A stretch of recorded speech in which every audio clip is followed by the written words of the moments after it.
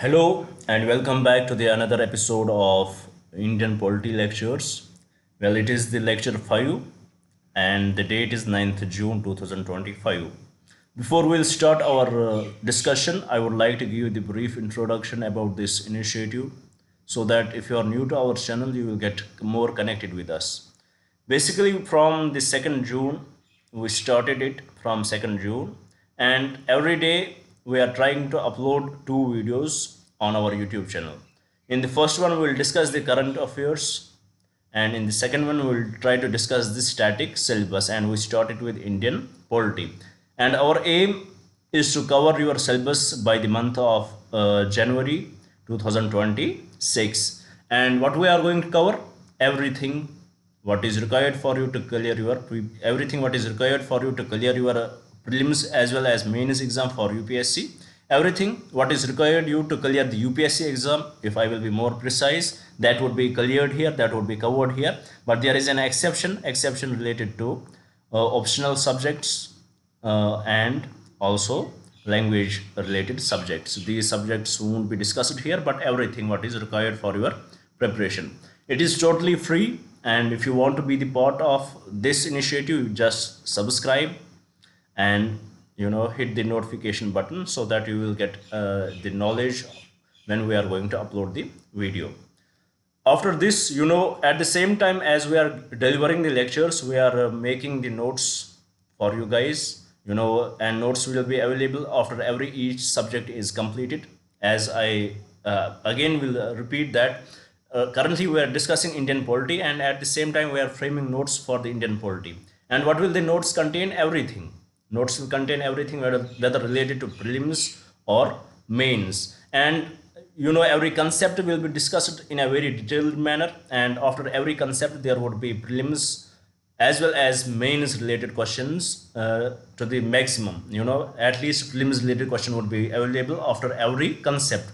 So this document which we are preparing for you, or these notes which we are preparing for your preparation related to these subjects which we are going to discuss here, they are going to play an important role in your journey of clearing the exam. So please, if you want them, do email us. Right now they are not available, but once we will complete the subjects, or once we will complete the Indian polity, for example here, the notes would be available, and for these notes you would have to pay only 200 rupees. They will contain the questions related to every concept. So these notes would be very much unique and very much helpful for you. If you would need them, do email us. They will be available to you, but you would have to pay only 200 rupees per subject.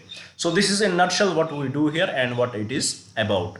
Now let me rub it and start with our discussion, what we have to discuss today. Let me rub it first, and then we will start the discussion.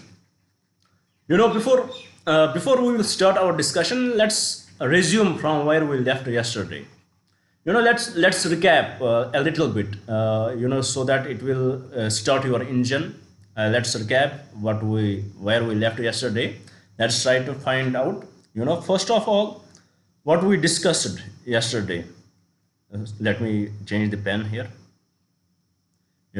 What we discussed, we started with part 3 of the Indian, part 2 of the Indian Constitution, and we started with the Indian citizenship.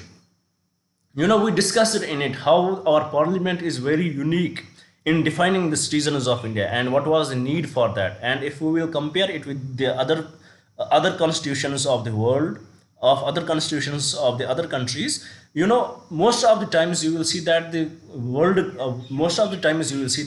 constitutions of different countries, they had kept this for the legislature to decide, or for the executive to decide, or if I be more precise, for the parliament to decide with respect to the citizenship. But our constitution is very unique in it, because we had defined who are the citizens of India at the time of the commencement of the constitution, and it was the necessity because the migrations which happened. So that is the reason why our constitution defined it. And finally, in the Article 11, we saw that we saw that how it is kept with the parliament to decide further about the citizenship. And finally, we discussed the Citizenship Amendment, Citizenship Act of 1955. We saw that what are in this act, there it was well defined what are the ways by which you can acquire the citizenship of the country and what are the ways by which you can lose the citizenship of the country. We discussed that. After that, we discussed that there had been various amendments to this act, and the recent one was the Citizenship Amendment Act of 2019. In this amendment act, we saw that how there were many changes with respect to the naturalization.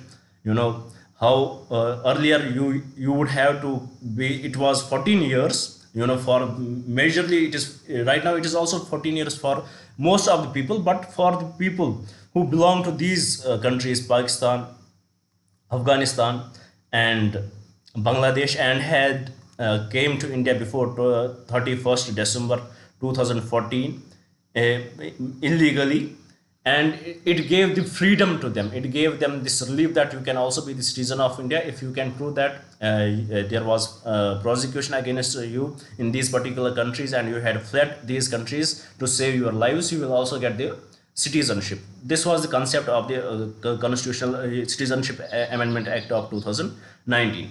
So with respect to this, there were huge protests in the country, especially in the Shaheen Bagh, and people thought that it is anti-Muslim amendment.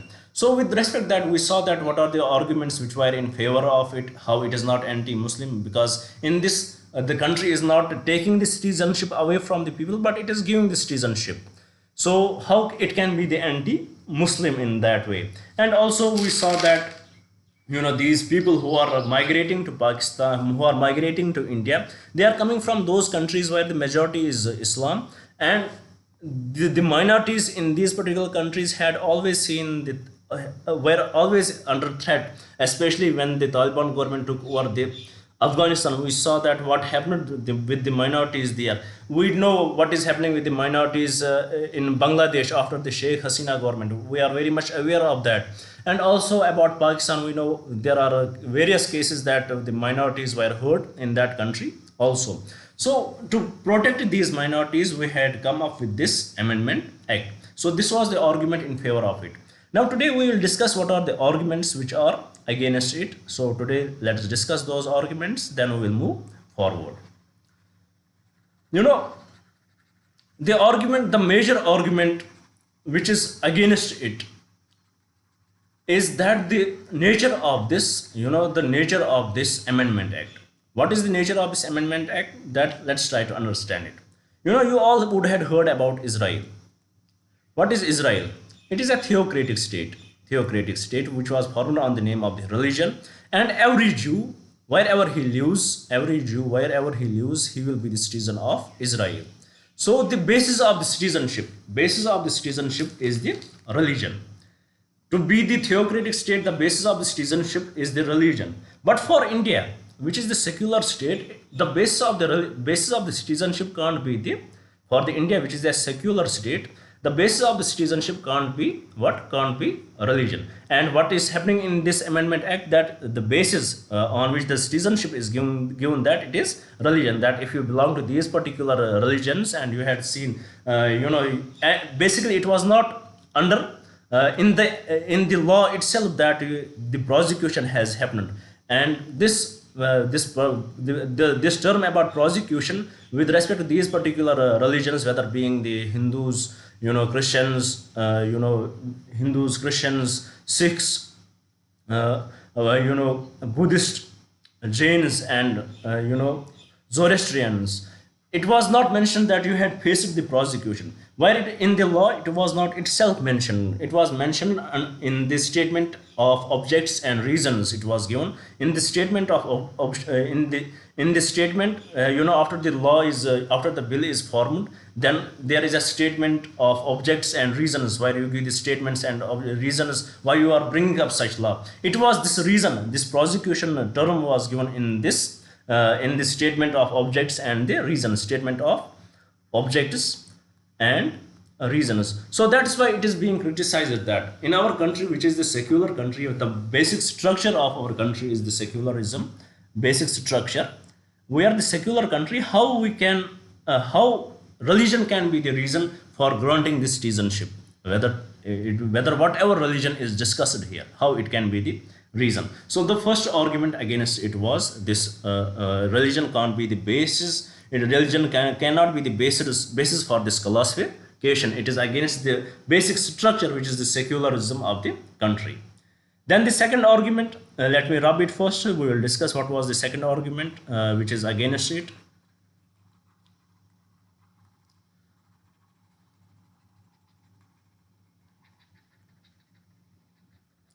The second argument which is against it is the date, date before 31st December or 31st December 2014. Why this date was chosen? Why this date was chosen? We can't say the reason that in 2014 the Modi's government came in and after that there were no illegal migrants. It can't be the reason. This is very much arbitrary in nature. You can say that when the constitution, as we discussed, we discussed the article 6 and article 7.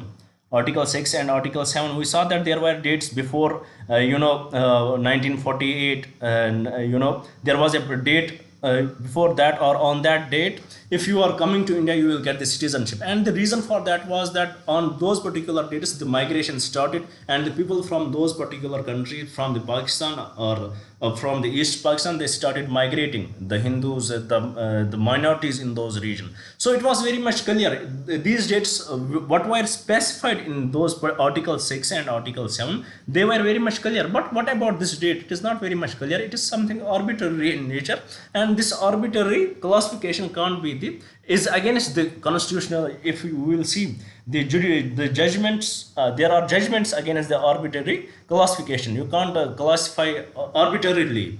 So that's also one of the drawback related to it. The date why it was like this, why there is the 31st December 2014. There is no proper explanation given to this date.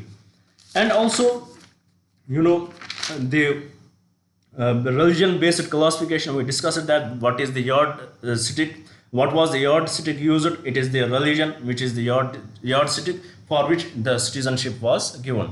And also, what about other people? If it was based on the religion, and if the intentions were very much clear that it is to protect the people, what about the Muslims in Myanmar? Don't they face the prosecution there? In fact, the UN said that they are highly persecuted people in the world on the basis of religion. What about them? So for that, there may be the reason that this classification is on the basis on this basis that what were the part of the British India, countries which were part of the British India. On that basis, this classification is there. But was Afghanistan the part of the British India? No, it was not the part of that India. So definitely there are various drawbacks related to it, and these were discussed. What about the Jews living in those particular religious areas? What about what about the Rohingya Muslims? What about the Tibetan people? So various, what about the Sri Lankan Tamilians, which we discussed in our earlier classes too. So these were some drawbacks, arguments in earlier class we discussed the arguments which are in favor of the Citizenship Amendment Act, and here are the arguments which are against the Citizenship Amendment Act. With respect to Jews, an argument can be made that we discussed that how Israel is the theocratic state, and for them Israel is granting the citizenship. If they are the Jews, they can go there, they are protected there, so there was not need to add the Jews here. This can be the argument here. Now with respect to the date, how this date was chosen arbitrarily. You would have heard about the Assam Accord. You would have heard about the Assam Accord. What is the story behind it? Let's discuss that. When Assam Accord was signed, let's try to discuss that. Assam Accord. How many people lost their citizenship under this? For a long time, when India and Pakistan, when India after independence, when India and Pakistan got divided, when India got divided into Pakistan and East Pakistan. So during that time, many people especially in the East Pakistan, they realized that the Pakistan is not the reality. What they promised them, they are not fulfilling the promises. And what they started migrating back to India, and they started settling in different, in different. From that day itself, they started coming back to India. But you know, after 1979, after 1979, the people of Assam, they realized this, because not only the people coming from those particular states from East Pakistan, but also many people coming from inside India, they were visiting Assam. They understood that the demography in Assam is under threat. Their demography is under threat. Their culture is under threat. Their ethnicity would come under threat, and they would eventually end up being the minorities there. So what they decided to protest against it, and the Assam, all Assam students union came in. They started educating the people, and they started protesting against it. And what was their demand? To identify these people who are illegal migrants and to deport them, arrest them, whatever the government can do, they should do that. So in this phase, from 1979 till 1985, this lasted for these 6 years. There were huge agitations in this region. Finally, in 1985, the Assam Accord was signed. The Assam Accord was signed, and it was signed between whom? It was signed between the central government plus it was Rajiv Gandhi's government at that time. It was signed between the Assam state government and plus the all Assam Students Union. It was signed between them, and under this 6 years agitation came to an halt. And few dates were given under this. Under this Assam Accord, there were few dates given, which we will understand, as we are understanding the arbitrary nature of the Citizenship Amendment Act and the date given in it. So that is the reason we are discussing the Assam Accord, and we will discuss what were the results of this Assam Accord. We will try to understand that. Let me rub it first.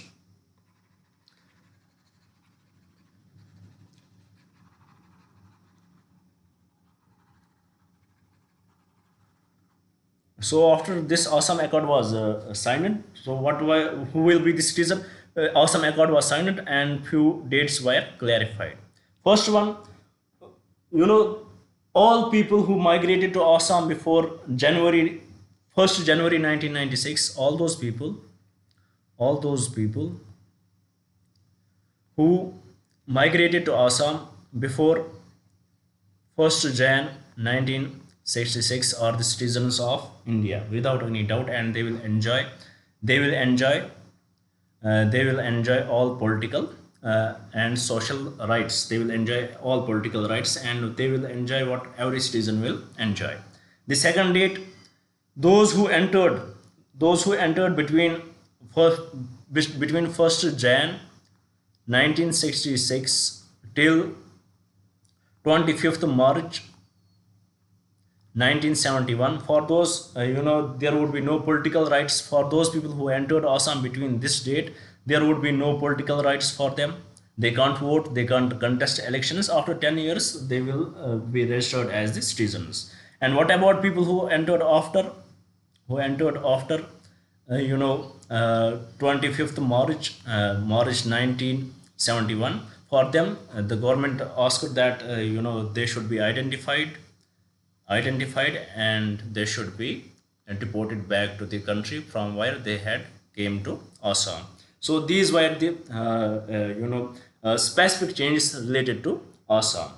How they can be identified? Now the question was how we can identify those people who had entered beyond this date. To identify these people, there was the need of the NRC. What is National Register of Citizens? There came the need of the NRC, that they will have to register with the NRC, and from this we will come to know who are the people who had came to Assam after the 25th March 1971. Then they can be identified. And what was the reason why this date was given 25th March? 25th March. What is the reason? behind this date, because it was on this date, 1971, when the Pakistan launched the operation. When Pakistan launched the operation against the insurgencies in the Bangladesh, we can say Pakistan launched this operation, and name of the operation was Operation Searchlight. Pakistan launched on this date. Pakistan launched Operation Searchlight, and because of this because of this, then the Pakistan got divided into Pakistan and Bangladesh. Pakistani army launched this operation. So because of this operation, there were huge hostilities faced by the people in there. There were crimes against humanity. There were cases of rape. So they started they started to migrate towards the India. So for that reason, they are to be identified and deported back. And how it can be done? It can be done through what? It can be done through the National Register of Citizens. So it can be done, they can be identified through National Register of Citizens. So this is how they can be identified. Now,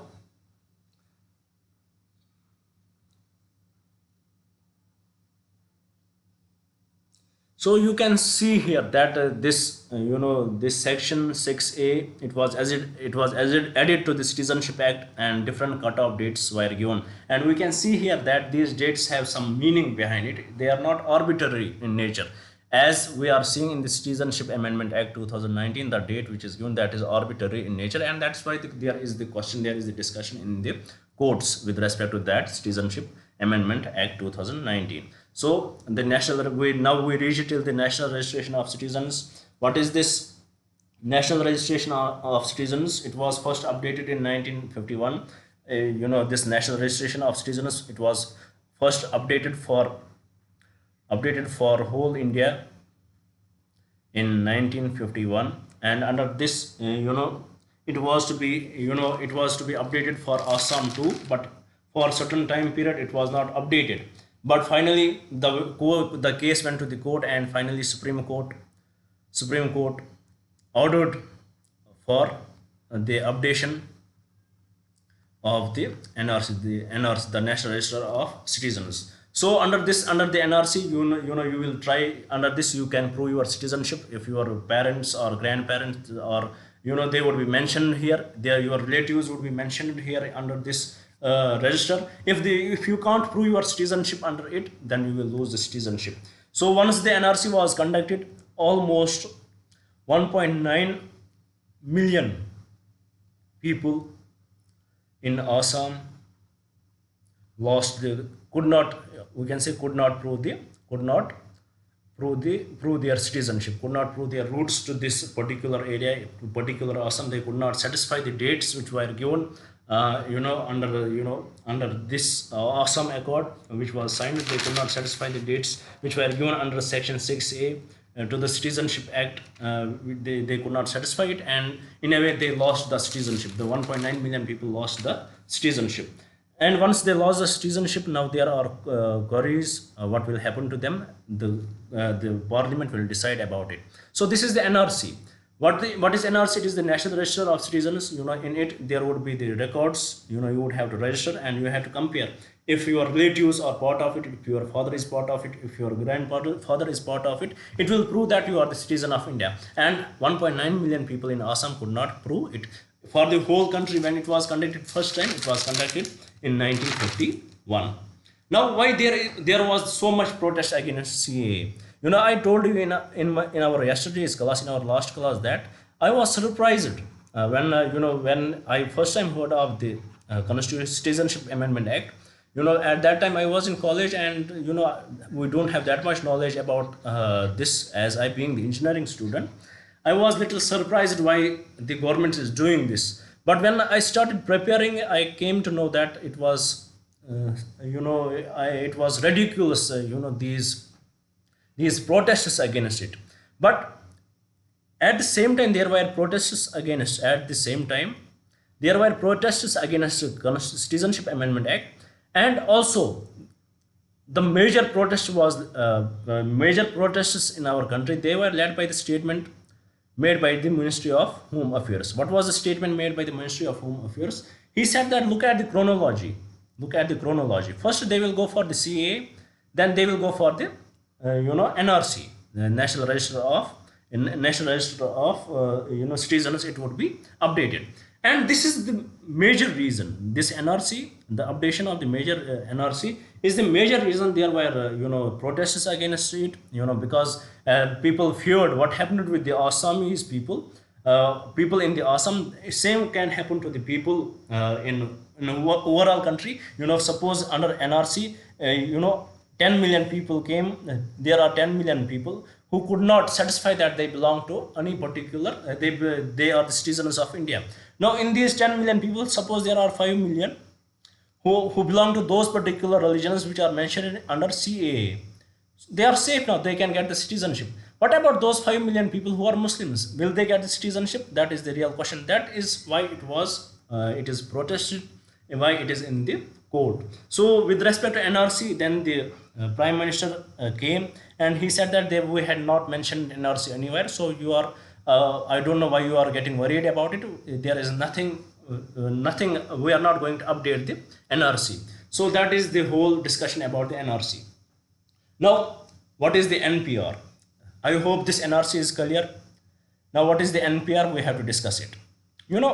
NPR, very close concept to NRC, but very different also. What is NPR? It is the National Population Register. It is the National Population Register. It is under this NPR, everyone who is residing in the country is noted. Because once you will note it, you will know what is the migration happening, how many foreigners are living in our country. These things, when you note these things, you may make policies in a very better way. And first time it was conducted, this NPR, it was first time conducted in 2010.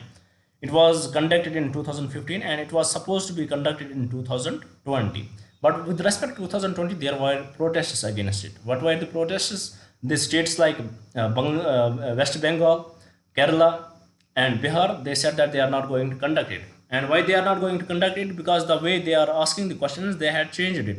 Earlier you used to ask simple questions. What is your name and where from you are? Only these questions. Now you are asking for the documentation. You are asking for the DOB. You are asking for the DOB. You are asking for the Aadhaar number. You are asking for all these documentation, all these numbers. And once these numbers would be given, it would be easy for you to bifurcate who are the people who had come to India before the dates, who are the citizens, whether they can justify their citizenship or not. And it can be the new form of the NPR. It can be the new form of the It can be the new form of the NRC. So there were the states who did not, who revolted against it and said that we are not going to conduct it. It was supposed to be conducted in 2020. And we know that what happened in 2020, there was huge COVID-19 and it further got cancelled. So this is the, these are a few important points related to NRC and NPR. Now coming back to the Citizenship Amendment Act, I hope you had understood it. Recently in 2024, the rules were framed for the Citizenship Amendment Act 2019. Now you can ask me a question, sir, if this case is in the court, why rules were formed, why rules are given even if this case is in the court? Because in the court there is a principle.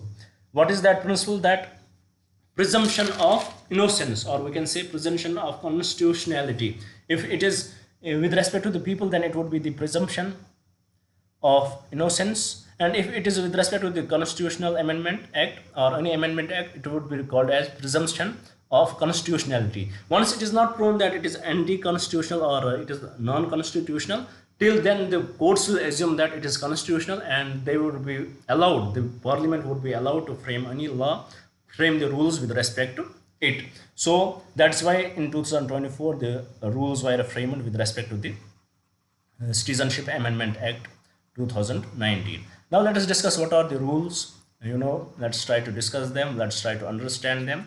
Then we will shift towards census, then delimitation, then finally we will touch the fundamental rights. First, let's try to understand what were the rules. What are the rules given here? What is the difference between a rule and a law which is formed? earlier first you will form the law, you will bring in the bill, and once that bill will highlight what is the objective of the bill, you know what do you want to get through this, you will form the law, you will form what does the act say. That's what the act says, and rules will say that how you are going to achieve that goal. The act itself, this amendment act, it said that if the people belonging to these particular religions belong to these countries and they had fled these countries because of the atrocities they had faced there, they will be given citizenship. For them they have to reside 5 years in India. These were this is what the amendment says, this is what the law says, and the rule says how you can implement it. Rule will say how you can implement it. And in 2024 the rules were made for this, the rules were made for it. So what are the rules? Let's try to discuss it. The first one, how you can satisfy that you are belonging to that particular country or to that particular region. First, only document which can prove your parent or grandparent is from Pakistan, Afghanistan and Bangladesh, we will accept it. If there is any document, which will prove that you belong to Pakistan, Afghanistan or Bangladesh, we will accept that. That document may be anything. It may be passport. Earlier it used to be that if earlier you have to prove that it should be passport and visas. Now it is not the case. It can be passport, it can be visa, it can be anything. Maybe the NPR slip you have. Maybe you were registered under NPR, you have this NPR slip. Maybe your kids in the school, their parentage will be where from which country they belong to. Maybe Aadhaar card. If you have all these, you can prove it. You belong to any document you have of the country. It would be believed that you belong to that particular country. Second, how can you prove that you are you belong to these religions? How you can prove that you belong to these minorities? Any certificate, if issued by any priest belonging to these particular religions, any certificate issued by the priest belonging to these religions, that would be accepted that you belong to these particular religions. So these are the requirements, these are the rules which govern you how you can how this law is implemented. Now with this Citizenship Amendment Act is almost 100% clear. We discussed it in a very detailed manner. We connected it with the NRC. We discussed the Assam Accord with it, and we reached to NRC, how NRC was implemented and how it impacted the 1.9 million people in Assam, and what was the fear of the Citizenship Amendment Act to the Muslim population in India, and how if it would have been implemented, how it could have impacted the Muslim. But how the PM Narendra Modi rejected the claims of Ministry of Home Affairs that they are not going to conduct or update the NRC. Then we reached to NPR, which is the National Population Register, under which everyone is registered irrespective of the country they belong to. But here also NPR, it was conducted earlier in 2010, then in 2015, and it was supposed to be conducted in 2020. But there were there were protests against it also from the countries, from the states, especially the West Bengal, Kerala and Bihar, and they believed that the set of questions which were asked earlier under this, they had been changed. So this is what, and finally we discussed the rules related to Citizenship Amendment Act. So these things are very much clear now. Now let's move towards the census. Let's try to understand it. What is census? Let us try to understand it, get the idea of census, who is the authority responsible for that, and when it was covered first time in the India, and we will try to discuss that. So about census, if you will have to know, if you will let me give me time, it is carried under the Census Act of 1948. Census carried under Census Act of 1948 and Census Rules 1990 and Census Rules 1990. It is normally conducted after every 10 years. normally conducted after every 10 years. But is it mandatory? No, it is not mandatory. There can be the gap, as we had seen post 2011. There has been this 6 years gap. Ideally it should have been conducted in 2021, but because of the COVID-19 and then the elections, there are 6 years had gone by now, and it has not been conducted yet. So there, it is not mandatory that it should be conducted after every 10 years, but it is recommended, because by census you get to know about your population, you get to know about the population, you get to know the progress we had achieved, you get to know the houses, what kind of houses we are living, what are the people who need particular attention. We come to know about the SCs and STs, what is the achievements they had achieved. We come to know about various, what is the mortality rate in the society, what is the replacement rate. We come to know about various aspects if we have conducted the census after every given time period. So with respect to census, when was the first census conducted? It was 1872, in which the first census was conducted. It was non-synchronous census, which was conducted in 1872, and the first synchronous census, it was conducted in 1881. The first synchronous census was conducted, and after that every 10 years, after that every 10-year gap, there would be another census till 2011. From 1881 till 2011, there were continuous censuses after every 10 years. So after 2011, it was supposed to be in 2019, but it was delayed. Now, census exercise, it is carried by the office of the registrar and census commissioner, and they come under the Ministry of Home Affairs. Now let's look at the exercise of the census, how it is conducted. The exercise of the census, it is conducted in two phases. One in phase 1, in which the home listing is done. All the households are identified, number of kacha houses and pakka houses, they are identified, how many people need houses, they are identified. So it is eventually going to help the policy of the government. And the second, the population enumeration. What is your name, what is the sex, what is the fertility rate, all this stuff is done under this phase 2. How many children are born to a woman, all that is done under the phase 2. So this census is very much important. Till 2011, it has been conducted after every 10 years from 1881. But in 2021, it was supposed to be conducted, but got delayed earlier due to COVID, and then due to elections. Now, recently, a few days before, if you would have watched my current affairs, this central government, they decided that they are going to conduct the census in two phases from 2027 to 2028. We discussed that. That is not the discussion here. What are the drawbacks towards it? When we will discuss the delimitation in detail, when we will discuss the parliament in detail, there we will discuss how it can be manipulated. That we will discuss there. But here, just understand the census, how it is conducted, who is the authority responsible for that, under which laws they get the authority. Just understand that thing. So how is census important?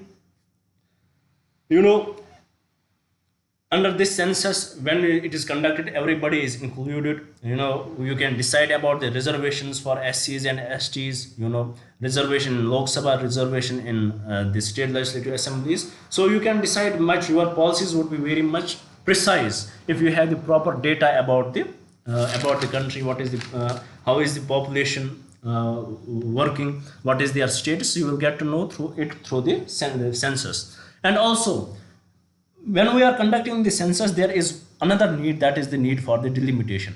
Delimitation, it is about the representation of how the people will be represented in the Lok Sabha or the state legislative assemblies.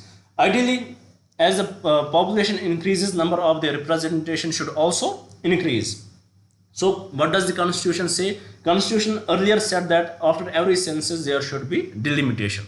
The constitution says after every census there should be delimitation, and it was followed. It was followed in 1951, it was followed in 1961, it was followed in 1971. But after that there were questions. What were the questions? The first question, and those questions were asked by the South Indian states.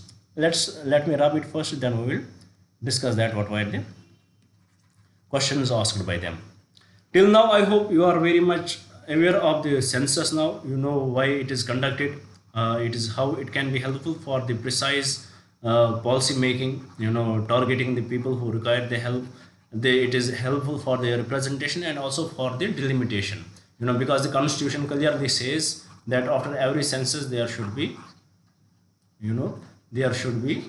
the delimitation. Now here a question can come to your mind, that if the constitution says that after every census there should be delimitation, isn't it now clear that the census should be conducted? It should be conducted. Yes, it is very much clear that census should be conducted, but it does not define the date. It does not say that after every 10 years there should be the census. So here again I will add my I will repeat my argument that the census, conducting of census after 10 years, it is not not mandatory in our country. So let's move towards the delimitation. Why census is important? First for the policy making, then second for the representation of the people, and for the representation of people here comes the delimitation. And what is the idea about the delimitation? After every census the delimitation should be conducted. It was conducted before 1951, 61 and 71.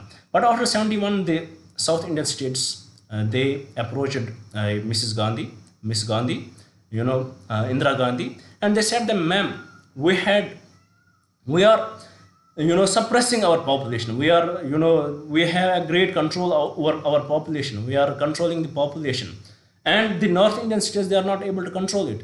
If we are controlling the population, if this delimitation would be conducted, we will lose the representation in the parliament. We will lose the representation in the state legislative assemblies.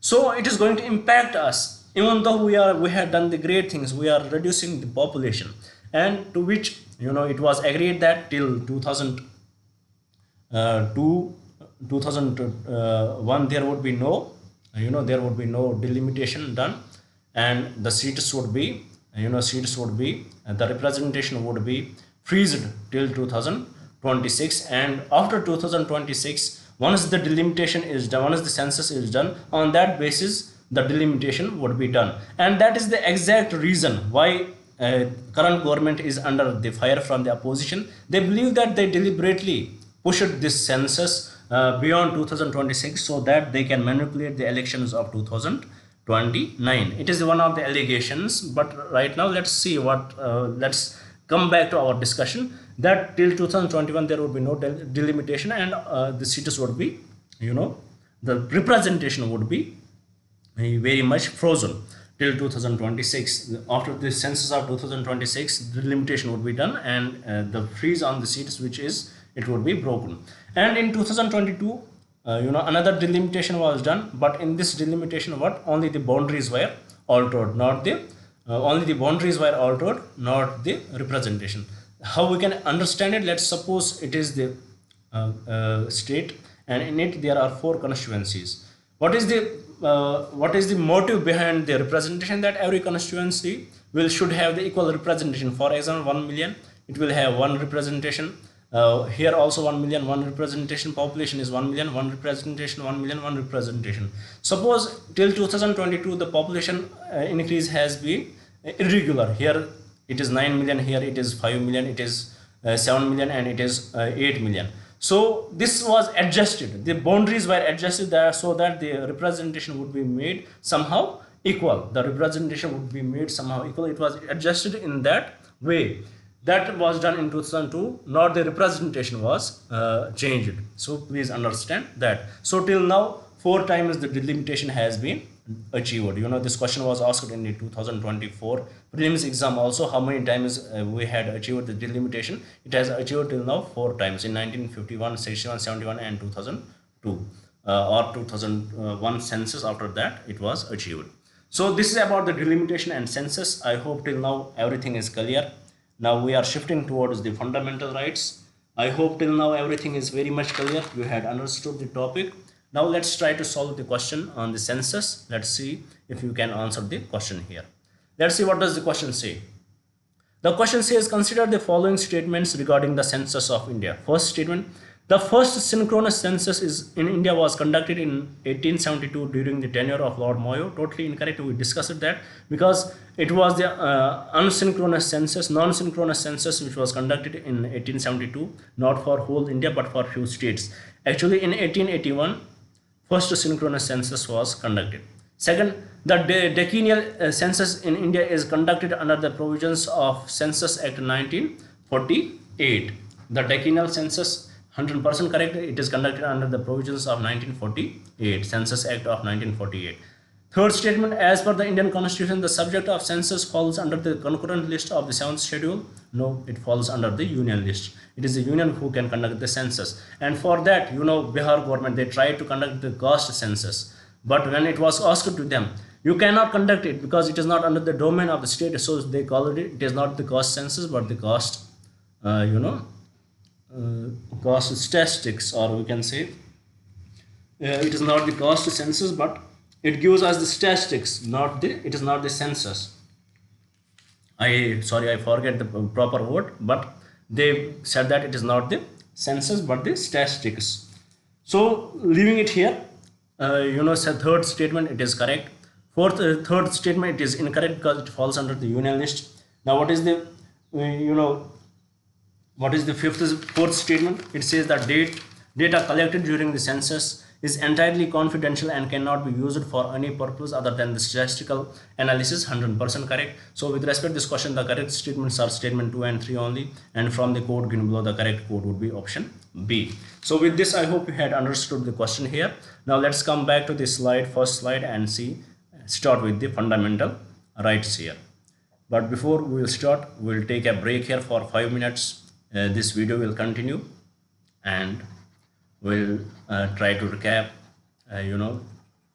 We'll take a 5-minute break and then we'll start again. Let me drop it first.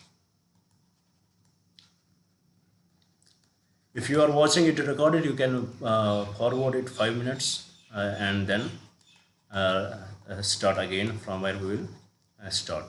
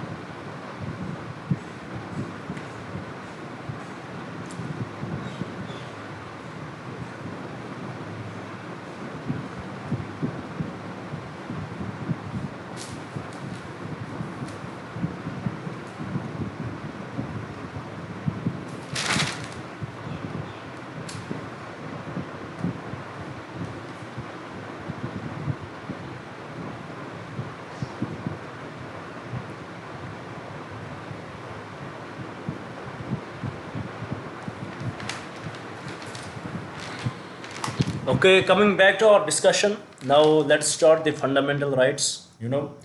Before we'll understand the fundamental rights, let me give you an example. You know, everybody in our country has some talent. Suppose Virat Kohli, one of the greatest present day cricketer, Virat Kohli. He has the talent. He is the most talented cricketer right now. Suppose if he was not allowed to be the cricketer, if he was not, if he did not have the right to play the cricket, if he was not given the right to play the cricket, if he was stopped by the people, he was not given admission in the institutes, suppose, he was stopped, his talent was stopped, he was not given the opportunity. I'm not talking about the opportunity in the that the BCCI gave him. I'm talking about the opportunity that he was not allowed to enter the schools. If these opportunities were not given to him, or suppose you who are aspiring to be the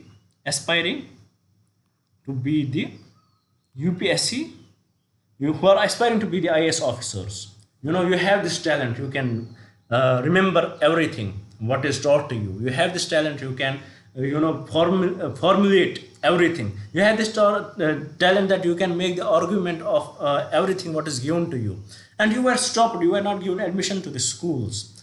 So how your life would have been if you were stopped for that, if there were restrictions over it, how your life would have been. So what is this fundamental right? Now coming to the question, what is this fundamental right? The fundamental right gives you these opportunities. The fundamental right restricts the state. It restricts the state. It restricts those who will restrict your goal. It restricts those who will restrict your opportunity. It restricts those who can restrict your aim, who can restrict your goal. It will give you these fundamental rights. It will give you the playing field. It will give you that field in which everybody would be equal. So this fundamental right, it is the right, it is the political right which is enjoyed by the people, it is given by the states. It is if we have to define the fundamental right, they are rights which are important for the growth and development of an individual. Every individual has some sense of talent, as we discussed. How do you explore it to the full potential? For that there are freedoms to explore. There should be freedoms which will help you, and those freedoms are given by the fundamental rights. Those freedoms are given to the fundamental rights. So what is this fundamental right? These are the objectives to ensure. It is the objective which ensures that there is the political democracy in the country. The fundamental rights, it ensures that fundamental rights ensures that there is the political democracy in the country. So coming back to the fundamental rights, where it is in the constitution, it is the part 3 of the constitution which contains the fundamental right, part 4 DPSPs, and part 4A for the fundamental duties. So what is the fundamental right? It is the highest right which a citizen can enjoy in a country. Fundamental right is the highest right which a citizen enjoys in a country.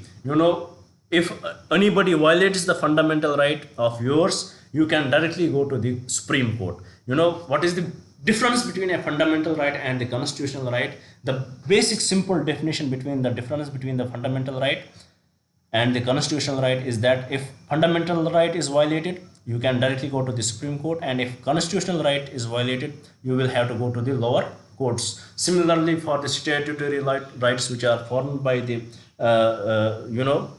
by the ordinary laws, for them you will go to the other courts. For example, there is Manrega, where you are given the right to have the 100 working days.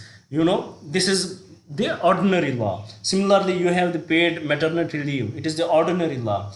And here the constitution, what is the fundamental rights? Right to equality, right to freedom of speech and expression, right against you can write against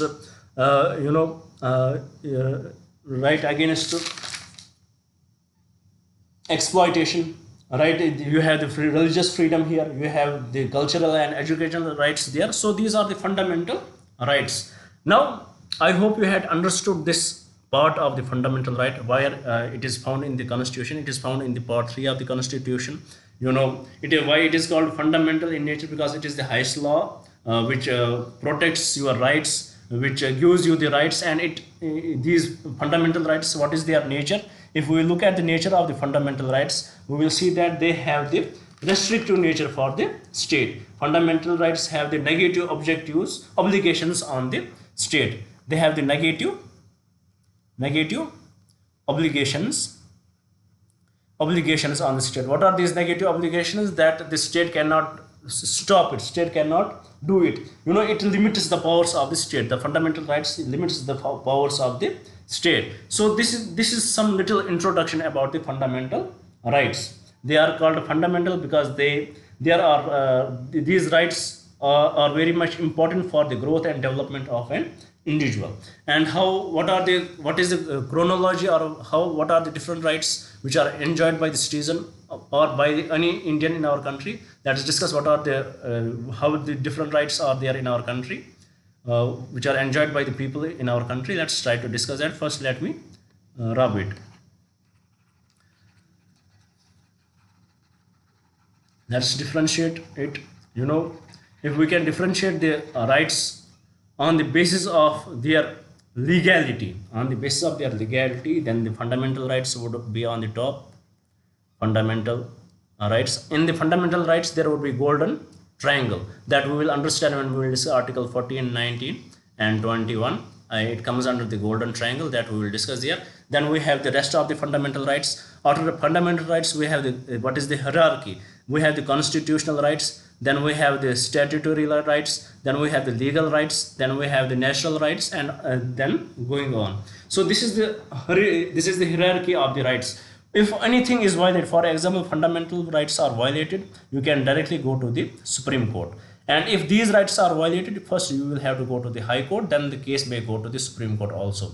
But for the fundamental rights, you can directly go to the Supreme Court. And what is the obligation of the fundamental rights? It has the negative obligation on the state, that states cannot do these things. It restricts the powers of the state. In a nutshell, it restricts the powers of the state. Now, about, fundamental rights, they are drawn from the constitution itself. These are they belong to part 3 of the constitution, and all those rights which are outside the part 3, they are the constitutional rights. Please do understand that too. I hope till now everything is understood. What are the different fundamental rights given? It is right to equality, right to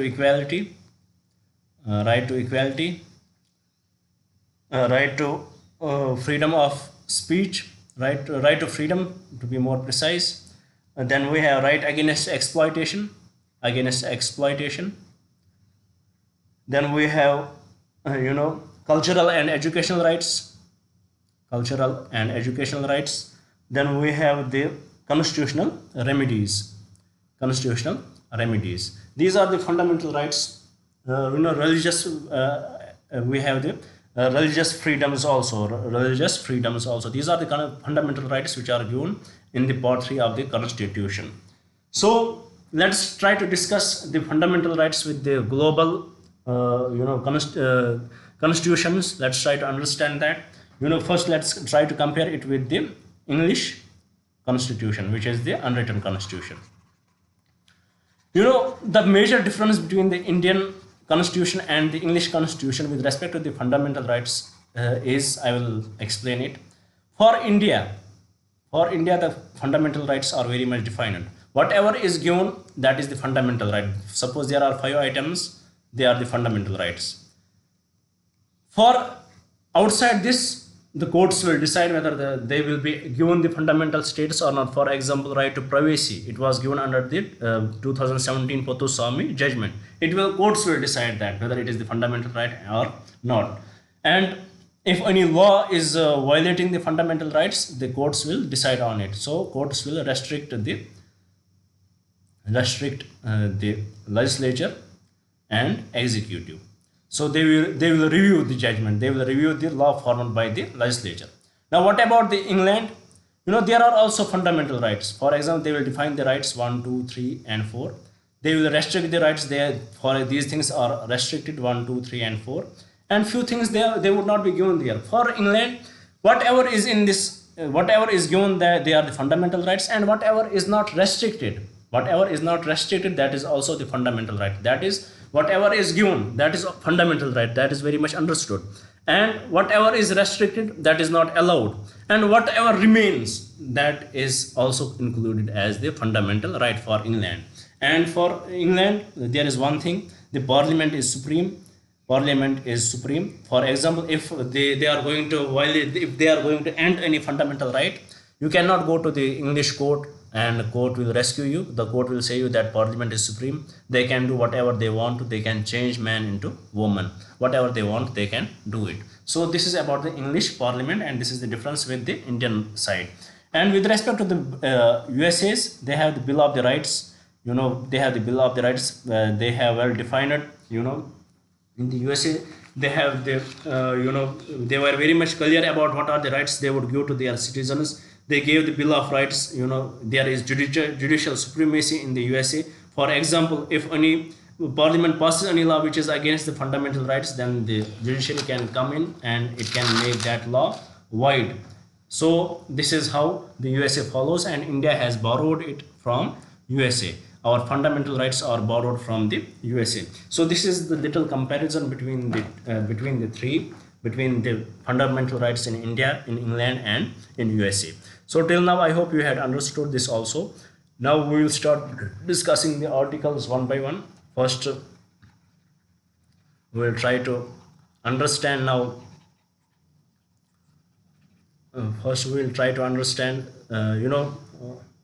Wait a second, I have an important call to attend.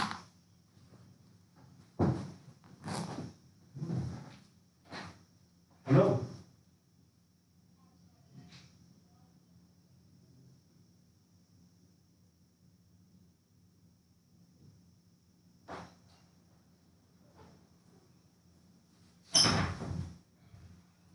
So, till now, I hope you had understood the introduction of the fundamental rights. Now, let us start with the Article 12. Let us start with the Article 12. Let us see what does the Article 12 say. Article 12. Article 12 defines the state. Article 12 defines the state. As we know that these fundamental rights, they are very much restrictive for the state. It restricts the power of the state. So, if the fundamental right says that the state cannot do that, so who is the state? That is what Article 12 defines. Who is the state here? Who is that authority which is being restricted to do it? According to the Article 12, which is the state? It is the Government of India. State is Government of India. It is the Parliament of India. It is the state legislature, state government. It is the state legislature. It comes under the definition of the state. It is the local authorities. They come under the definition of the state. And other authorities, also other authorities within the territory of India are under the Government of India. So other authorities within the territory of India, other authorities within the territory of India, within the territory of India, or the government of, or under the control of India. So now the discussion over is, state government, central government, government of India, it is very much clear. Now what is this other authorities? Now the real problem is, the real discussion is, what about these other authorities?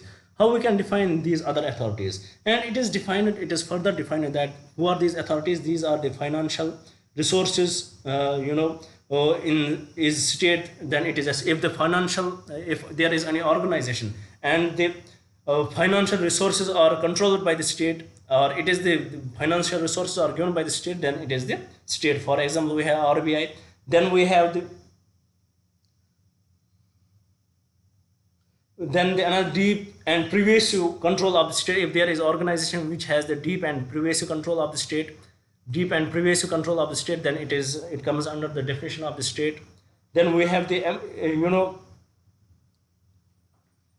if they are in this deep and pervasive control of the state, if the employees they are removed or they are suspended by the state, then it comes under the definition of the state. Then we have the functions of the government character. For example, if there is any organization which functions of the government character, that would be defined as the state. For example, we have jail board, and also department of government transfer to the corporation. For example, we have Doordarshan, that was the department of the government which was transferred to the corporation, that would also come under this other authority.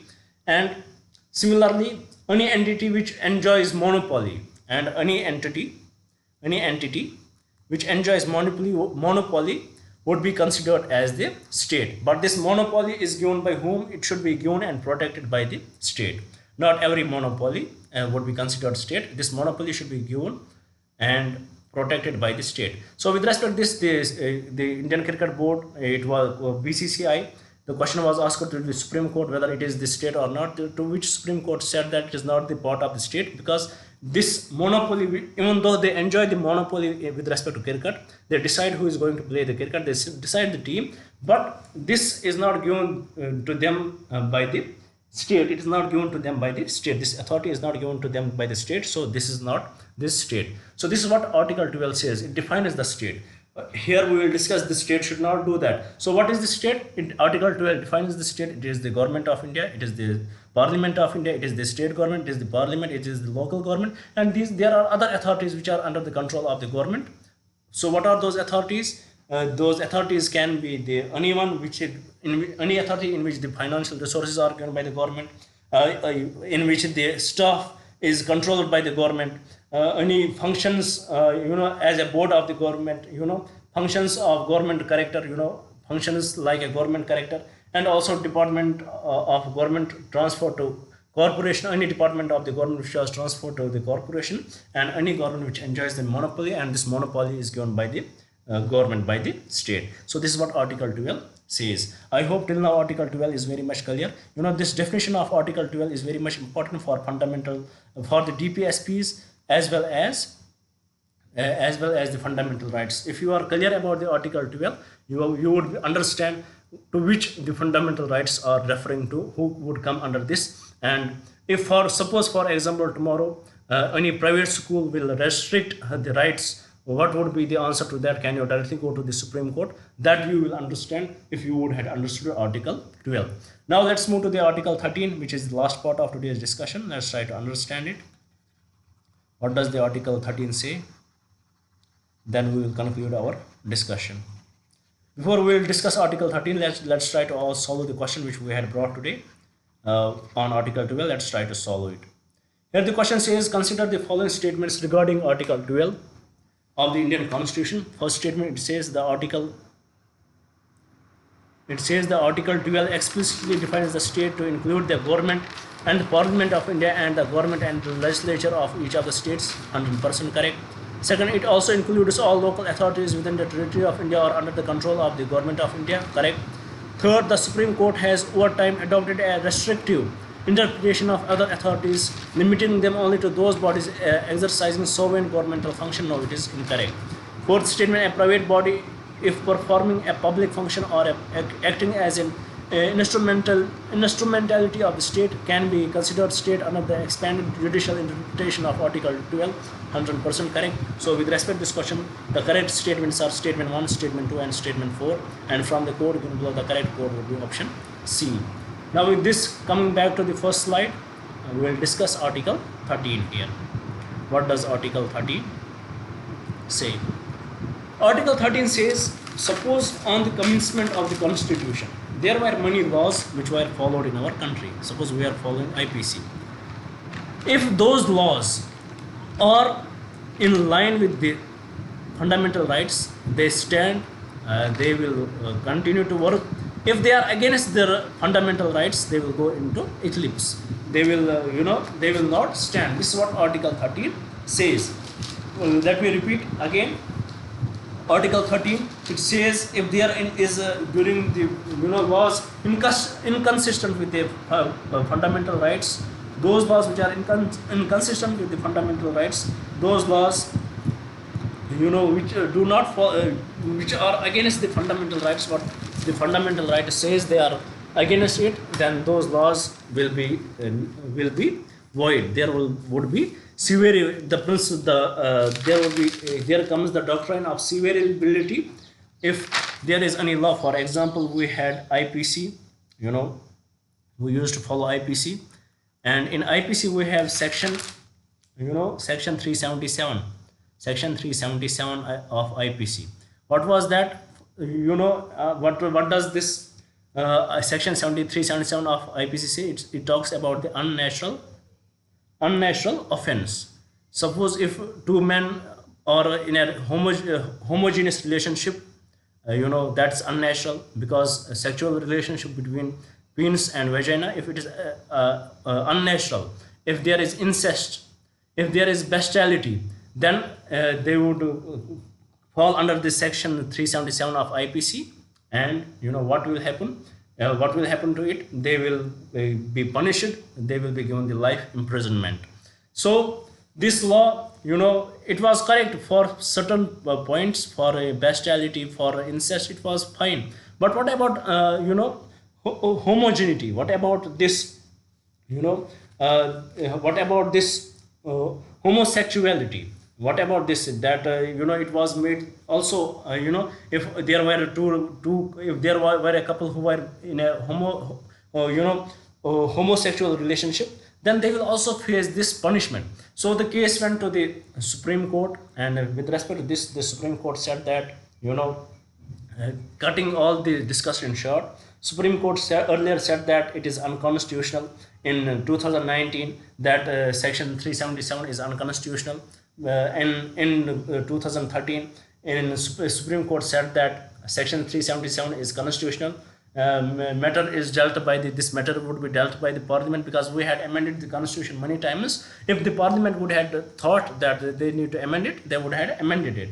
Then in 2018, in the Nevtej Johar case, section 377 is read down. You know, homosexuality is decriminalized under this, and bestiality is still there, incest was still there. But when this section 3, when IPC was replaced by the Bharatiya Nyaya Sanhita, BNS, you know, there is no such provision like section 377 in that.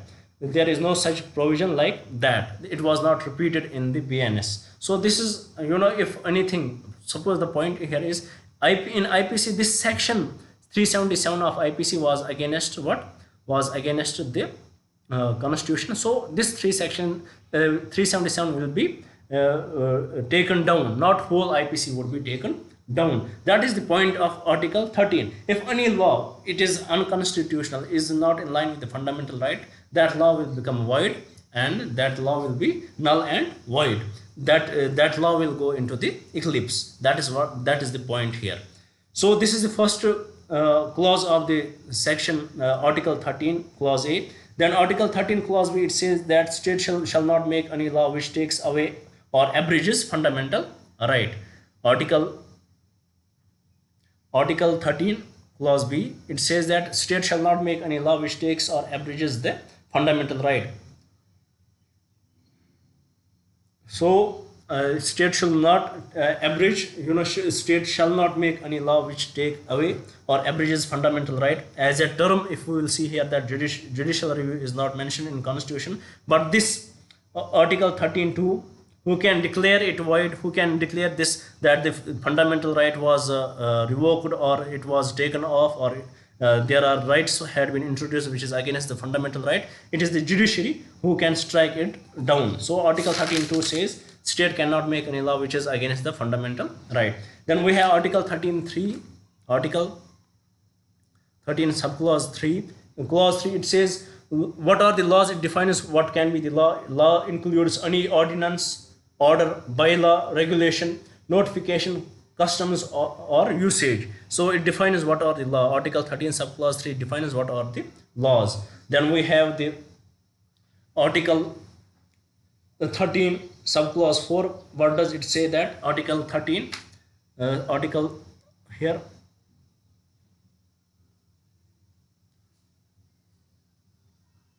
Article 13, we have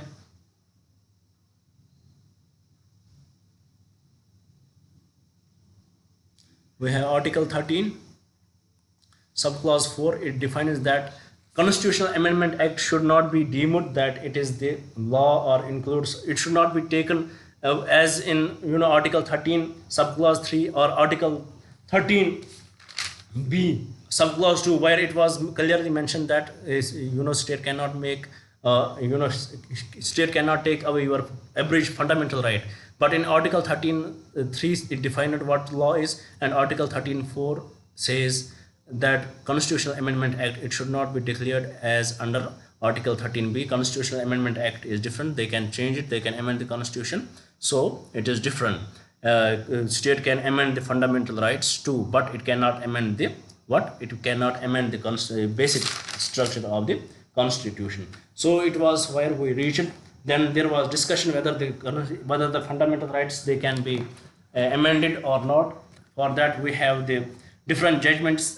For example, Champak Dora Rajan case, in which Madras government issued order, it reserved seats in government and medical colleges for SCs and STs. The case went to the Supreme High Court. It is said it is unconstitutional, as SC said it is unconstitutional because it violated Article 15. And further, then the Constitutional Amendment Act came in which the Article 15.4, where the reservation of seats, educational, institutional or social, they were included.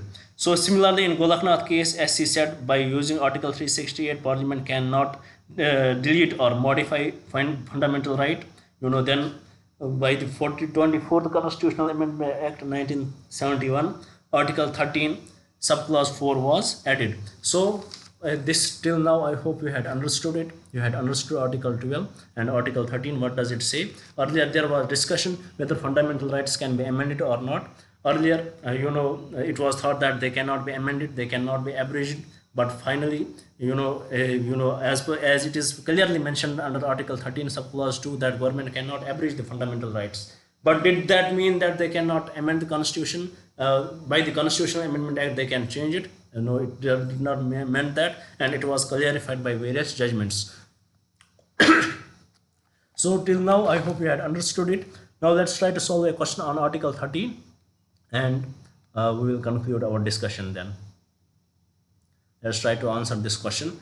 It says, which of the following statements about Article 13 of the Indian Constitution are correct? First statement, Article 13 serves as a bulwark for fundamental rights by mandating that all laws inconsistent with it or in derogation of these rights shall be void. Correct. The term law as defined in Article 13.3 explicitly includes statutory enactments, ordinances, bylaws, rules, regulations and customs or usages having the force of law. Correct. The third, the doctrine of eclipse applicable to pre-constitution laws inconsistent with the fundamental rights that implies that such laws are not rendered dead but merely become inoperative until the inconsistency is removed. Correct. Fourth, the Supreme Court in the landmark Keshavananda Bharati case definitively ruled that the Constitutional Amendment Acts are not law within the meaning of Article 13 and are therefore entirely beyond judicial review even if they abridge fundamental right. This is incorrect. So with respect to this question, the correct statement are statement 1, statement 2 and statement 3. The correct answer is option B. With this we complete today's discussion. I hope you would like it. I hope you would share it with your friends, and I definitely hope you would subscribe the channel. Thank you for staying with us. Thank you very much and have a nice day.